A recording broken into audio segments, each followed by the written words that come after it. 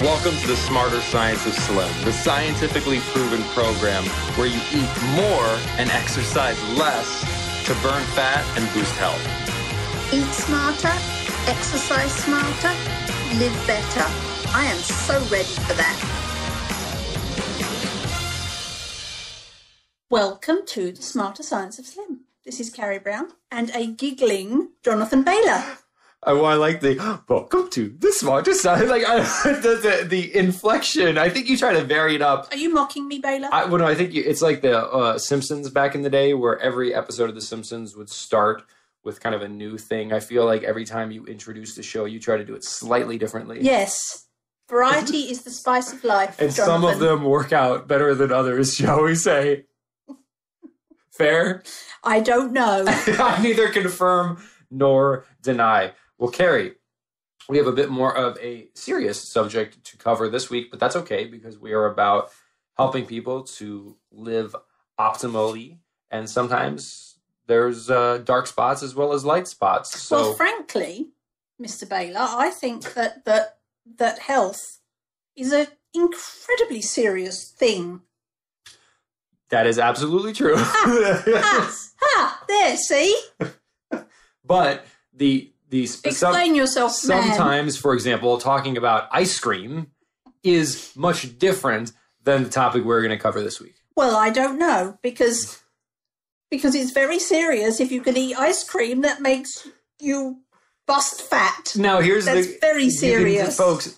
Carrie is hemming and hawing here because we're going to broach a bit more of a serious subject today, and I don't let that scare you off, because again, not everything in life is going to be lollipops and rainbows, but that doesn't mean it won't get better, and we just want to keep our eyes on the prize. So, Carrie, why don't you introduce today's topic?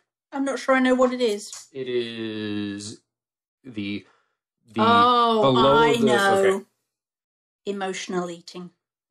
But like emotional eating. Yes. So define what we mean by emotional eating. For me, emotional eating is when, struggling to explain myself. It's those times when I feel compelled to eat something that I know at the same time is damaging to my health. Yes, and this is I think that's a key distinction of there's emotional eating, meaning like I had a stressful day at work and I just want to come home and chillax with some delicious, sane food. And then there's I'm hurting, and I turn to food like people would sometimes turn to alcohol or sex or drugs. I mean, we're talking, you're in a bad place and you use food versus some of these other things to try to ameliorate the hurting. Is that, am I taking it too far, or is that kind of where we're at? No, and I think it for different people it will be a different thing, but I think generally we know what we're talking about. It'll manifest itself in different ways for different people, and it'll be different substances. For some people, it's going to be ice cream. For some people, it's going to be pasta. For me, currently, it's Pringles. And again, Carrie, but I do want to disambiguate, because I think, for example, we had in previous podcasts, we talked about emotional eating, and emotional eating in a more casual way. Like I had a hard day at work, and this is like when I said I think emotional eating is unavoidable. And it's really not bad. We just need to make sure we're smart when we eat emotionally. I think the emotional eating we're talking about here, let's call it severe emotional eating. It will never take place on a bowl of fresh sugar snap peas. No. Never. Ever. No. Because when I get into these times when my brain is compelling me to eat something, it will be very specific. And it is always something insane. And for me, that's typically not sweet. It's typically starch. That's what my brain just overwhelms me with cravings. I have to use that word because I don't know how else to describe a compulsion other than a craving. It's starch. It's bread, or it's Pringles. I don't know where that came from because I didn't grow up on the things, but or potato. That it's the starch that where my brain just will not stop until I feed it. I know for some people it's sugar, it's different things for different people, but for me, that's where my brain goes. And when I'm talking about a craving, I mean that your brain will not stop. It doesn't matter what you do. I can be busy. I can be in the middle of writing a book. I can be actively engaged in cooking something, I can be actively engaged. So it's not boredom when your brain takes over and says, if you don't do this for me, I refuse to think about anything else until you feed this craving. That's what I'm talking about. And for individuals who may be fortunate enough to have never experienced something like this, to put it in perspective, Carrie, tell me if this is a fair comparison. Imagine you had to go to the bathroom really, really bad. At some point, it's not just like, just ignore it. Like you need to go to the bathroom. Like there's certain biological functions where it's not just exert more willpower. Sometimes willpower is not enough. No, what I'm talking about is those times where willpower it just doesn't even come into it, where my brain is driving me so crazy that it refuses to think about anything else other than getting whatever starch it is that it's currently telling me I need to calm myself down. And I mean, I will get dressed. I will be in my PJs in the evening and I'll be writing, I'll be actively engaged in something. I'm not just talking about being bored, watching TV, anything like that. I will be actively engaged in something and my brain will compel me. I will get up, I will get dressed, I will get in the car, drive to the store, buy a tube of Pringles, drive back home, eat them, then I'm all right again. It's maddening. And it's the lack of feeling being out of control drives me crazy. But it's not, clearly, that's not willpower, because willpower doesn't make you get dressed, get the car out the garage, drive to the store. That willpower is when they're there and you can't not eat them. Willpower is just easy. This is not easy. This is compelling behavior. I'm so appreciative that you're willing to share this with us, Carrie, because I know that you are not the only person who has feelings like this. And to be able to explore this shows us two things at least, and I'm sure there's many more, but two things that I want to unpack here is one, I could imagine folks saying, okay, well, like, what do I do? How do I stay sane in these, well, I guess we could call it insane, lowercase, circumstances? And I'll give you my answer to that. And then the second one is, if you've ever experienced this, I believe it is quite universal that when these episodes happen, you are not getting out of your PJs, getting dressed, and going to the store to buy a bunch of eggplants or to buy a bunch of steaks or a bunch of salmon. It's always sugar or starch. And there's a reason for that. Part of the reason this happens is because we get in a state of emotional distress. And if you look at the other things people sometimes do when they're in a state of emotional distress, they're things that really affect the brain. Alcohol, sex, drugs, right? They're huge stimulants, and they enable such a counteractive experience that it can mitigate the pain we're currently going through. If you had any doubts that sugar and starch should be thought of more as drugs that have the opportunity to be abused, again, we can look to the science all we want, and in addition, you could look to your personal experience. When you are in a state that drives some people to use drugs such as alcohol or drugs such as whatever, cocaine, heroin, some people choose to use food, but they predictably choose the same foods because those foods trigger the same opiate receptors in the brain as things like heroin and cocaine. And that's been proven in laboratory studies, but we've all also experienced it. And it's just, I think, an interesting example, Carrie, of a state in which we're not being rational, but our brain is taking over and it craves drug-like substances.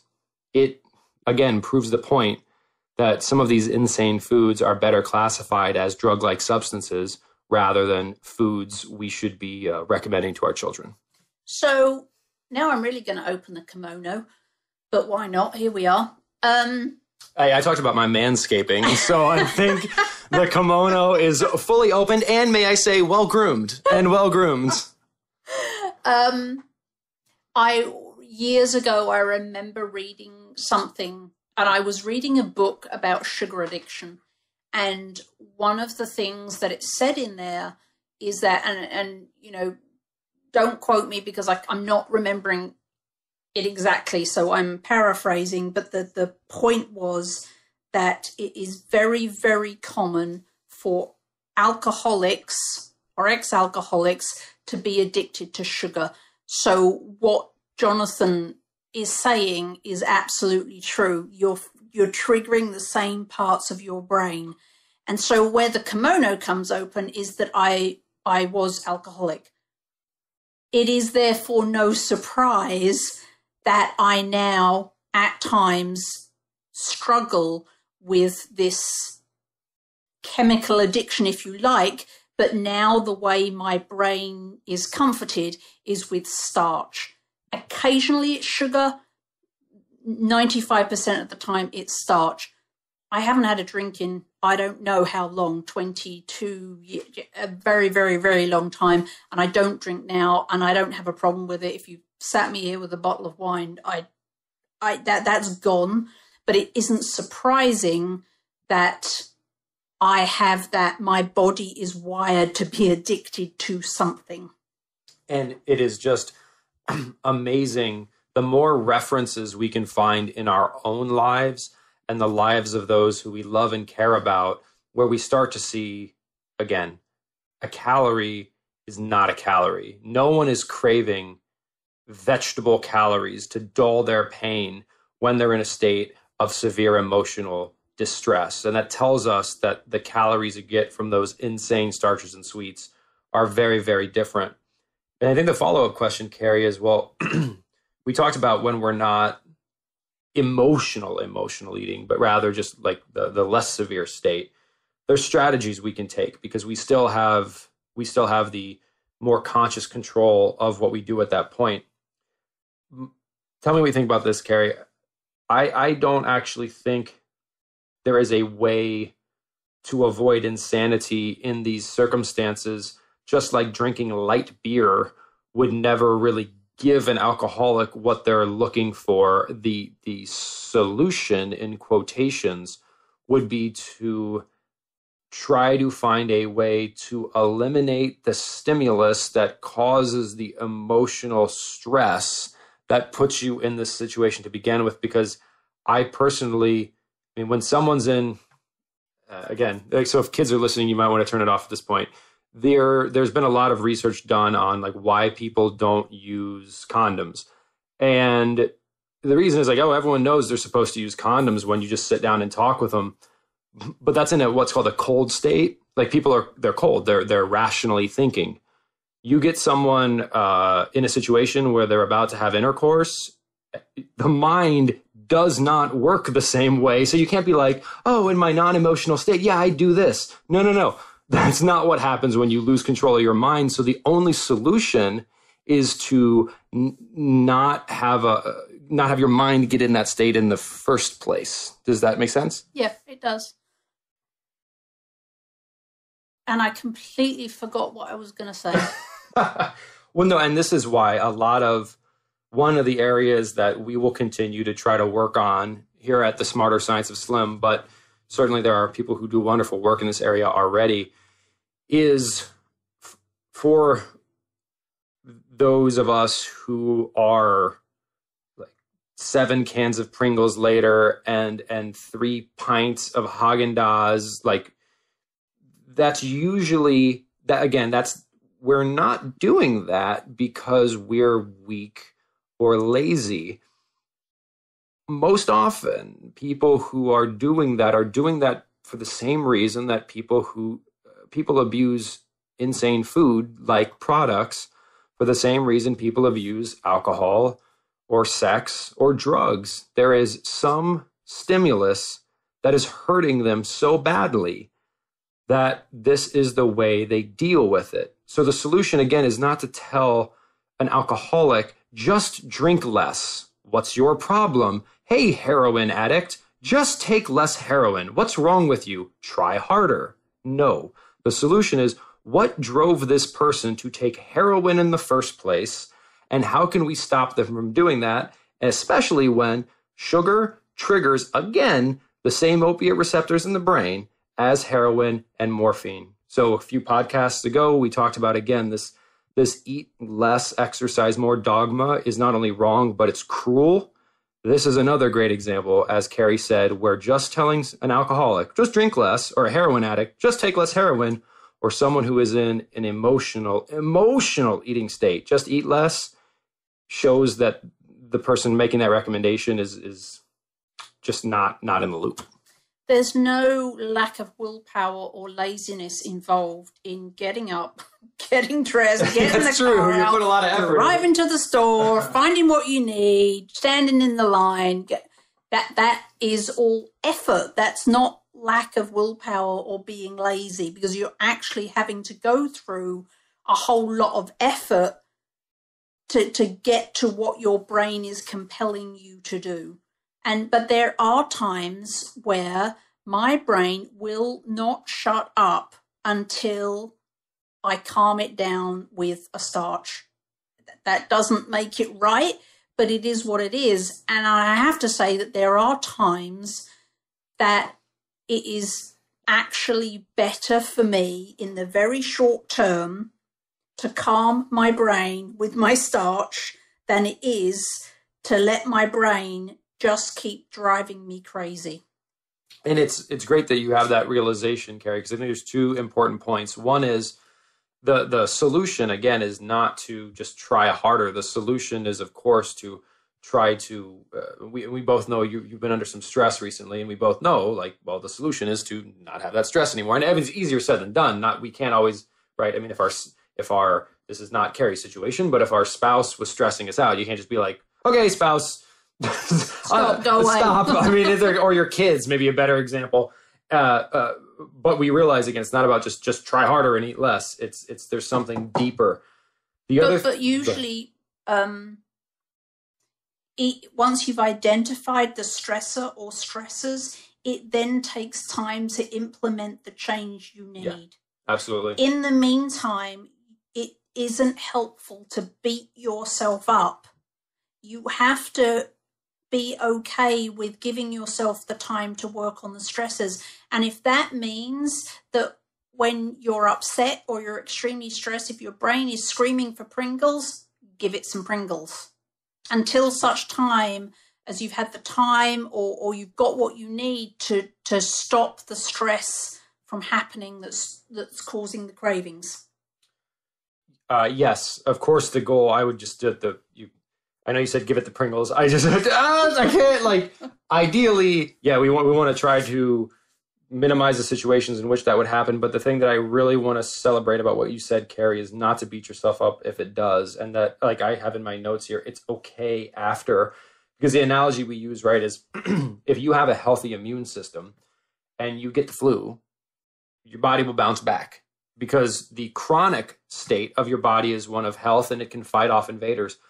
And if we can be sane 99% of the time, or 90+% of the time, and we go off the ranch when extreme stress that we will then take steps to get rid of in our life crops up, that doesn't just blow up your metabolic system, right? It's like a virus comes in. And I was talking about extreme stress. Yeah. I'm not calling every time you go, oh, something didn't go my way, I get to eat Pringles. That's not what I was talking about. I'm talking about those times when your brain is making you completely mad. And if you don't calm it, the consequences could be worse, absolutely. Far, far worse for you.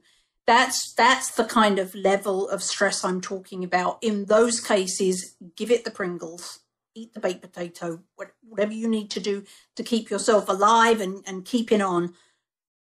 If you can, use other tricks, techniques to shut your brain up. Fantastic, so that you can calm yourself without getting the Pringles, then obviously do what you can. But certainly beating yourself up for feeling like you have to go there, that's not going to help.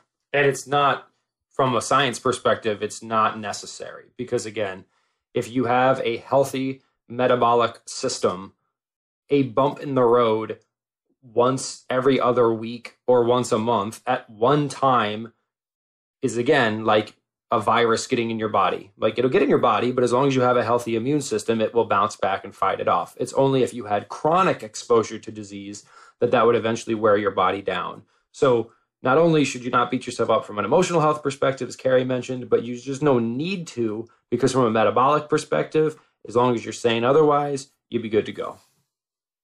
I think that's helpful information.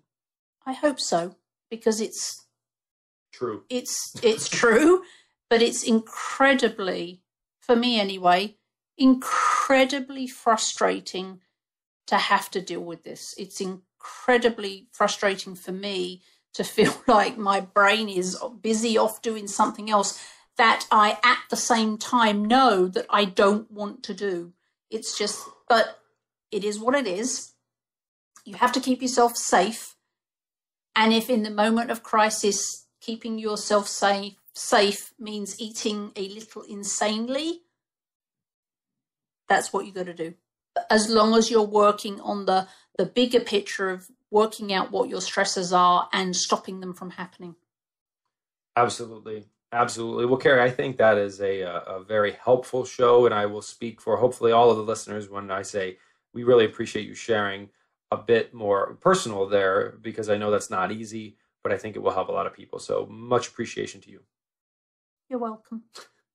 Well, listeners, remember, this week and every week after, eat smarter, exercise smarter, and live better. We'll chat with you soon. See ya. Wait, don't stop listening yet. You can get fabulous free SANE recipes over at carriebrown.com. And don't forget your 100% free eating and exercise quick start program, as well as free, fun, daily tips delivered right into your inbox at bailorgroup.com. That's BAILOR group.com.